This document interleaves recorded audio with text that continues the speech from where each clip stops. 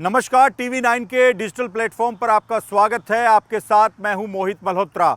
आइए आपको बताते हैं पंजाब, हरियाणा और हिमाचल प्रदेश की 5 बड़ी खबरें।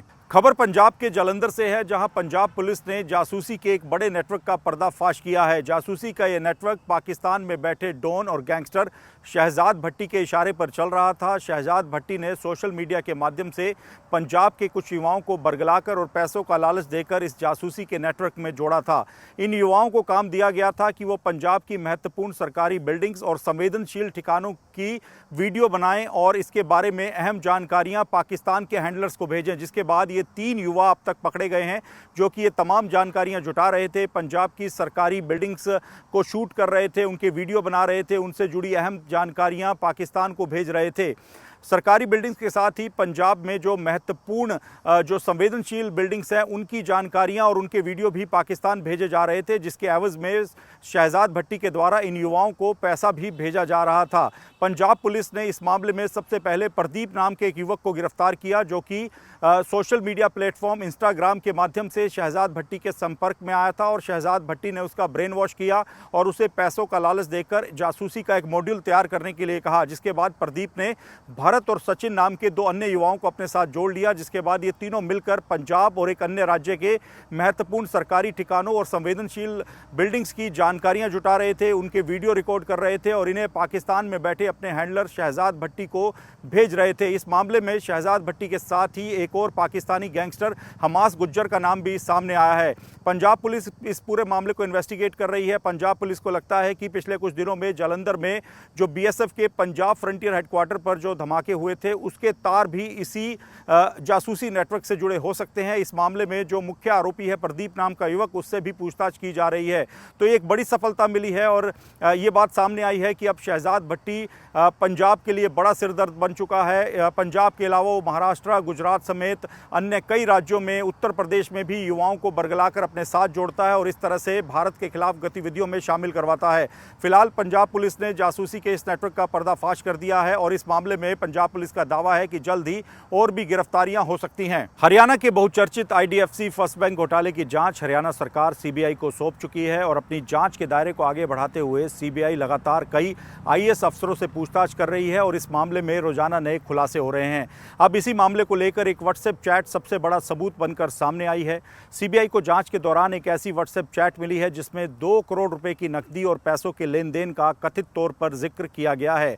जांच एजेंसी इस चैट्स के आधार पर कैश ट्रेल और आरोपियों के आपसी संपर्क की पड़ताल कर रही है। दावा किया जा रहा है कि इस चैट के अंदर आईएएस मनीराम, जो कि घोटाले के वक्त श्रम विभाग में लेबर कमिश्नर के पद पर कार्यरत थे, उनको एक व्यक्ति उनकी गाड़ी में 2 करोड़ रुपए कैश रखने की बात कह रहा है, जिसके जवाब में आईएएस मनीराम की ओर से भी थंब का साइन बनाकर एक इशारा भेजा गया है दूसरे व्यक्ति को कि वो इस पैसे रखने की बात से एग्री हैं, उस पर संतुष्ट हैं। जिसके बाद सीबीआई इस व्हाट्सएप चैट के आधार पर जल्द ही आईएएस मनीराम से भी पूछताछ कर सकती है। अगर हम आईएएस मनीराम की बात करें तो वो 2009 बैच के आईएएस हैं। जब ये पूरा घोटाला हुआ था तब वो श्रम विभाग में बतौर लेबर कमिश्नर काम कर रहे थे। इसके साथ ही बताया जा रहा है कि आईएएस मनीराम फिलहाल हरियाणा सरकार में स्वास्थ्य सचिव के पद पर कार्यरत हैं, जो कि काफ़ी महत्वपूर्ण पद है।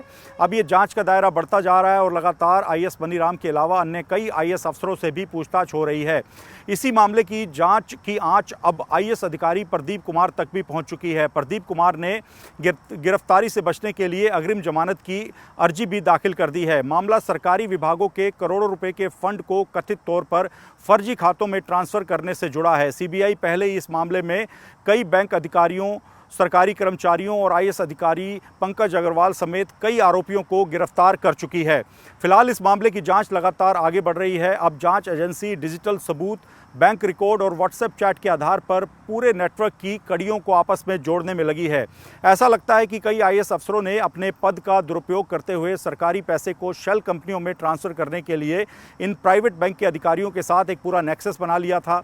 ये मामला हरियाणा सरकार के विभिन्न विभागों के करीब 593 करोड़ रुपए के सरकारी फंड को कथित तौर पर आईडीएफसी फर्स्ट बैंक की फर्जी और अनधिकृत खातों में ट्रांसफ़र करने से जुड़ा है।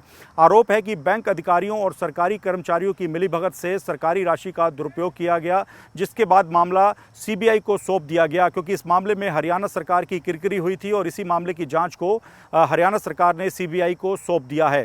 जांच के दौरान कई बैंक अधिकारी और सरकारी कर्मचारी गिरफ्तार हो चुके हैं। अब आईएएस अधिकारियों की भूमिका भी जांच के दायरे में है और लगातार इस मामले को लेकर सीबीआई अपनी जांच को आगे बढ़ा रही है। अगर आप हिमाचल प्रदेश घूमने जा रहे हैं और सनरूफ खोलकर पहाड़ की वादियों को एंजॉय करने के लिए सनरूफ से बाहर आते हैं या अपनी गाड़ी के दरवाजों के बाहर लटकते हैं, तो अब हिमाचल प्रदेश पुलिस की सख्ती का आपको सामना करना पड़ेगा।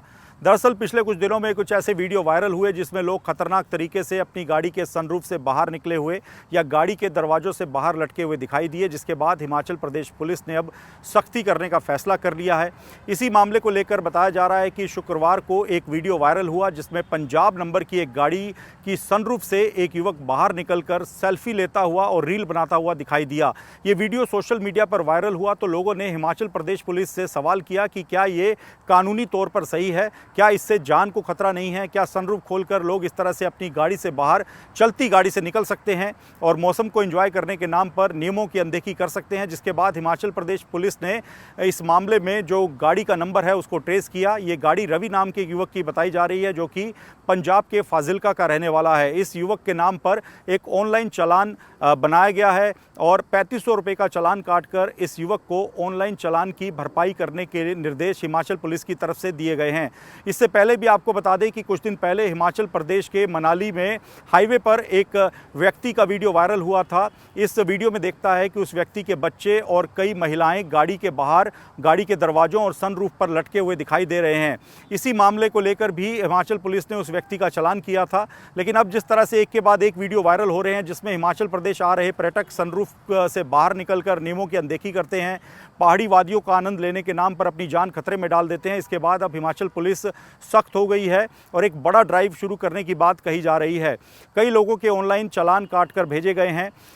हिमाचल पुलिस का दावा है कि खासतौर पर पंजाब, हरियाणा, दिल्ली, उत्तर प्रदेश से जो पर्यटक आते हैं वो हिमाचल की वादियों में आकर नियमों की अनदेखी करते हैं, सनरूफ से बाहर निकलकर या गाड़ी की खिड़कियों से बाहर निकलकर चलती गाड़ियों से रील बनाते हैं, सेल्फी लेते हैं, जो कि खतरनाक हो सकता है। ऐसे में अगर आप अब हिमाचल प्रदेश आ रहे हैं तो ये ध्यान रखें कि आप किसी भी तरह से सनरूफ से बाहर निकलकर या गाड़ी के दरवाजे या खिड़कियां खोलकर बाहर लटक कर किसी भी तरह से फ़ोटो लेने, वीडियो बनाने या रील बनाने की कोशिश ना करें, क्योंकि हिमाचल पुलिस ने अब काफ़ी सख्ती कर दी है। डिजिटल अगर कोई भी सबूत हिमाचल पुलिस को मिला या कोई वीडियो वायरल हुआ तो हिमाचल पुलिस की ओर से सख्त चालान किए जाएंगे। साथ ही एक एडवाइजरी भी हिमाचल प्रदेश पुलिस की तरफ से जारी की गई है कि इस तरह से गाड़ियों के सनरूफ या खिड़की दरवाजों से बाहर लटककर रील बनाना, वीडियो बनाना काफ़ी खतरनाक हो सकता है, आपकी जान को खतरा हो सकता है। ऐसे में लोग सावधानी बरतें, नहीं तो हिमाचल पुलिस की ओर से इसी तरह से आने वाले दिनों में सख्ती की जाएगी।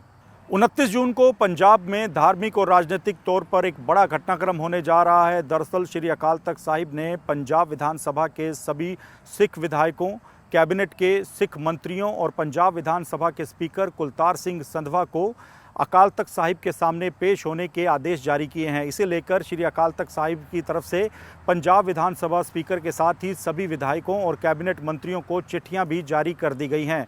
दरअसल ये पूरा मामला जगत जोत श्री गुरु ग्रंथ साहिब सत्कार संशोधन एक्ट 2026 के विवाद से जुड़ा है। श्री अकाल तख्त साहिब और शिरोमणि गुरुद्वारा प्रबंधक कमेटी यानी SGPC का कहना है कि जब इस एक्ट को फाइनल किया गया तो सिखों की सर्वोच्च संस्था श्री अकाल तख्त साहिब और SGPC को पूरी तरह से साइडलाइन कर दिया गया। उनसे इस एक्ट को लेकर कोई भी विचार विमर्श नहीं किया गया, जबकि ये मामला सिख पंथ से जुड़ा है।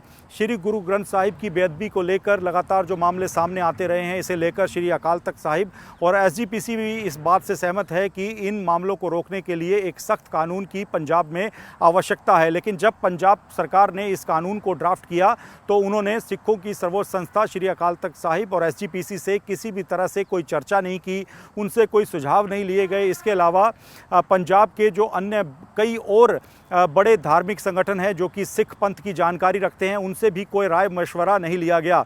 इसी बात को लेकर ये विवाद लगातार चल रहा है। श्री अकाल तख्त साहिब ने इसी मामले को लेकर पंजाब के सीएम भगवंत मान से भी सवाल किया था, उनसे पूछा था कि इस एक्ट पर जब सरकार ने संशोधन लाने का पूरा काम किया तो श्री अकाल तख्त साहिब एसजीपीसी और अन्य सिख संस्थाओं के सुझाव क्यों नहीं लिए गए।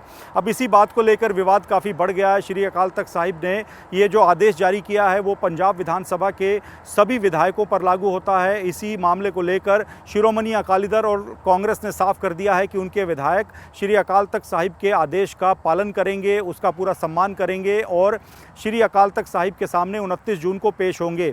हालांकि आम आदमी पार्टी ने इसी मामले को लेकर अपने सभी विधायकों की एक बैठक अमृतसर में 28 जून यानी रविवार के दिन बुला ली है, जिसमें यह फैसला लिया जाएगा कि इस पूरे मामले को लेकर पार्टी की ओर से क्या पक्ष श्री अकाल तख्त साहिब के सामने रखा जाएगा। हालांकि आम आदमी पार्टी के ज़्यादातर विधायक ये चाहते हैं कि श्री अकाल तख्त साहिब सिखों की सर्वोच्च संस्था है और अगर उसने कोई आदेश पंजाब विधानसभा के सभी विधायकों को दिया है तो उसका पालन आम आदमी पार्टी भी करे और एक पक्ष बनाकर सभी विधायक, सभी कैबिनेट मंत्री अपना पक्ष श्री अकाल तख्त साहिब के सामने रखें और जगत जोत श्री गुरु ग्रंथ साहिब सत्कार संशोधन एक्ट 2026 को लाने के पीछे जो पंजाब सरकार की मंशा रही, आम आदमी पार्टी की मंशा रही, उसे श्री अकाल तख्त साहिब के सामने बताया जाए।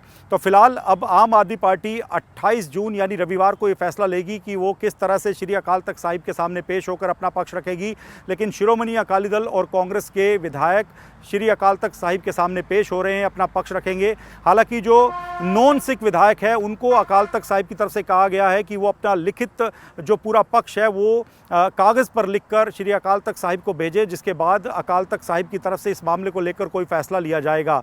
तो कुल मिलाकर गुरु ग्रंथ साहिब की बेअदबी को लेकर जो पंजाब में राजनीति चलती रहती है अब वो धार्मिक रंग ले चुकी है। श्री अकाल तख्त साहिब ने इस नए कानून को लेकर सख्त रवैया अपना लिया है। अब देखने वाली बात ये होगी कि 29 जून को जब तमाम पंजाब विधानसभा के सिख विधायक, कैबिनेट मंत्री और खुद विधानसभा के स्पीकर जब अकाल तख्त साहिब के सामने पेश होंगे तो वो किस तरह का पक्ष इस मामले को लेकर रखते हैं। हरियाणा के पानीपत के एक होटल में शुक्रवार रात को जारी मैरिज फंक्शन के दौरान होटल के कर्मचारियों और मेहमानों के बीच में झड़प हो गई।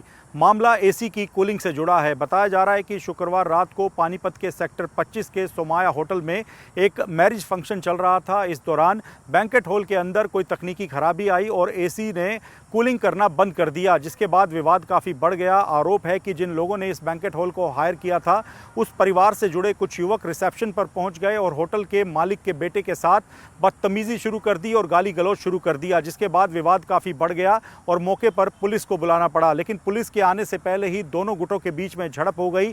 इस घटना के कुछ वीडियो भी सामने आए हैं जिसमें देखा जा सकता है कि दोनों ओर से कुछ युवक आपस में मारपीट कर रहे हैं।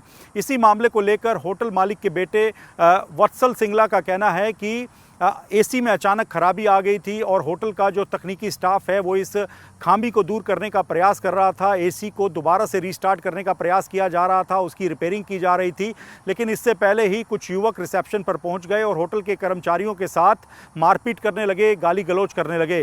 हालांकि दूसरे पक्ष का कहना है कि पहली शुरुआत जो थी गाली गलौज की वो होटल के मालिक के बेटे के द्वारा की गई थी और होटल के स्टाफ ने भी मारपीट शुरू की, जिसके जवाब में दूसरे पक्ष की ओर से भी मारपीट की गई। अब इस मामले के कुछ वीडियो सामने आ चुके हैं। दोनों पक्षों की ओर से हरियाणा पुलिस को शिकायत दी गई है। हरियाणा पुलिस पूरे मामले की जांच कर रही है, लेकिन ये घटना काफ़ी हैरान करने वाली है। इसके वीडियो आप देख सकते हैं कि कैसे एक मामूली सी बात को लेकर दोनों पक्षों के जो लोग हैं वो आपस में इस कदर भिड़ गए कि वहाँ पर मारपीट हो गई, एक दूसरे की जमकर पिटाई की गई। हालांकि जो होटल का स्टाफ है उसका ये कहना है कि जो पूरी मारपीट है वो जो मेहमान वहाँ पर पहुँचे थे उसके अंदर कुछ युवा शामिल थे, उनके द्वारा की गई है और होटल मालिक के बेटे और वहाँ मौजूद स्टाफ ने पूरे मामले को सुलझाने का प्रयास किया है। उनकी तरफ से कोई मारपीट नहीं की गई है।